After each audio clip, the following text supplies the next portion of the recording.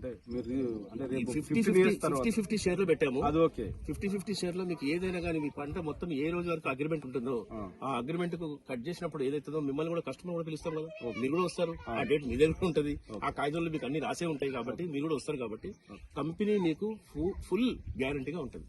దీంట్లో ఏ మాత్రం అనుమానం పడక్కర్లేదు. మీరు కొనండి, మీ ఫ్రెండ్స్ తో కొనిపించండి. రేపు పొద్దున వాళ్ళందరూ కూడా మిమ్మల్ని తారీఫ్ చేస్తారు. ఎందుకంటారంటే ఇప్పుడు కస్టమర్ అనే అతనికి లాభం చేకూర్చాలి. ఇంకో చిన్న పాయింట్ చెప్తాను.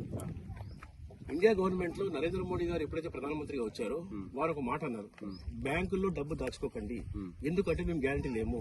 మీరు డబ్బు దాచుకున్నారనుకోండి మా బ్యాంకు వాళ్ళు వాడుకుంటారు, లేదా మా మేనేజర్స్ పారిపోతారు, మాకు జిమ్మేదారు, దాని మీద మేము భరోసా పెట్టట్లేదు. కాబట్టి మీరు బ్యాంకులో డబ్బు దాచుకోకండి అని అన్నారు. ఎందుకంటే దాంట్లో టూ కైండ్స్ ఉన్నాయి. ఒకటి ఇన్కమ్ ట్యాక్స్ కోసం ఆయన ఒక మాట అన్నారు, రెండోది ఏంటంటే బ్యాంక్ గ్యారంటీ నిజంగా కూడా లేదని చెప్పి పెట్టారు. ఎప్పుడైతే ఆ మాట అన్నారో ఎవరైతే ఇన్కమ్ సోర్సెస్ బాగా ఉన్నాయో వాళ్ళందరూ కూడా రియల్ ఎస్టేట్ మీద పెడుతున్నారు. రియల్ ఎస్టేట్ లో కూడా పెట్టింది ఎట్లా పెడుతున్నారు అంటే ఇట్లాంటి గంధం చెట్ల మీద పెడుతున్నారు.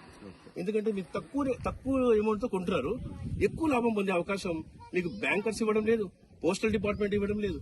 మీకు ఎక్కడ పోయినా కూడా మీకు అంత అమౌంట్ రాదు. కాబట్టి ఈ గంధం చెట్లలో ఉంది కాబట్టి దీంట్లో పెట్టుబడి పెట్టండి, అధిక లాభాలు పొందండి.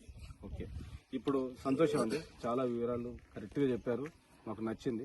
ఇప్పుడు land appreciation approximately after 12 or 15 years తర్వాత ఇప్పుడు నేను గజానికి ఫర్ ఎగ్జాంపుల్ మీరు చేసే సేవకు నేను అన్ని కలిపి కార్పస్ ఫండ్ ఇదంతా చూసుకొని నేను ఒక 1000 రూపాయలు ఫర్ యార్డ్కు నేను వెచ్చిస్తున్నా అనుకోండి.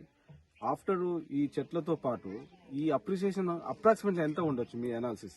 ఆఫ్టర్ 12 మేబీ 10 కావచ్చు, 20%, 20 అబౌవ్ కావచ్చు. ఎందుకంటే దాన్ని మనము ఒక అంచనా వేయలేము, కానీ మోర్ దెన్ 20% అని చెప్పగలం. ఎందుకంటే 2 years. ఎస్, ఎందుకంటే ఈ రోజు 1000 రూపాయలు కొన్న భూమిని మీరు 20% అంటే 20,000 రూపీస్ పర్ యార్డ్ కావచ్చు. వై? బికాస్ ఆ టైం వరకు మీకు చెట్లు అధికంగా వచ్చేస్తాయి. ఆ చెట్లు కొట్టిన తర్వాత ఇమీడియట్లీ గా ఇంత ముందు ఇంత లాభం పొందినారు కాబట్టి మేము ఇమీడియట్ గా ఉంటామని చెప్పి కస్టమర్స్ వస్తారు. దానివల్ల మనకు అధిక రాబడి వచ్చే అవకాశం ఉంది. కాబట్టి మీరు కొనాలి, మీ సర్కిల్ ఉన్న వాళ్ళు కొనిపించినట్లయితే. ఎందుకంటే వాళ్ళందరూ కూడా రేపు మేము బ్యాంకులో డబ్బు దాచుకున్నామయ్యా, డబ్బు పోయింది, దాంట్లో తెచ్చుకుని దీంట్లో పోయింది, దాంట్లో వేసుకున్న దీంట్లో, ఇవన్నీ తలకాయ నొప్పులు లేకుండా భూమి మీద పెడితే భూమి మనది. మన దగ్గర 3-4 దాంట్లో 3% మొత్తం వాటరే ఉంది, ఒక 25% భూమి ఉంది. మీకు భూమి మళ్ళీ ప్రొడ్యూస్ కాదు, ఇంకా వాటర్ కనుక కవర్ అయిపోయి భూమి పోయే అవకాశం ఉన్నది, కానీ భూమి మాత్రం ప్రొడ్యూస్ అయ్యే అవకాశం లేదు. కాబట్టి భూమిని నమ్ముకోండి, భూమిని కొనండి, దీంట్లో లాభాలు పొందండి, లేదా మీ ఫ్రెండ్స్ తోటి, మీ మిత్రులతోటి, మీ బంధువులతోటి కొనించండి, వాళ్ళకు కూడా లాభం చేకూర్చండి. Thank you very much. Okay sir.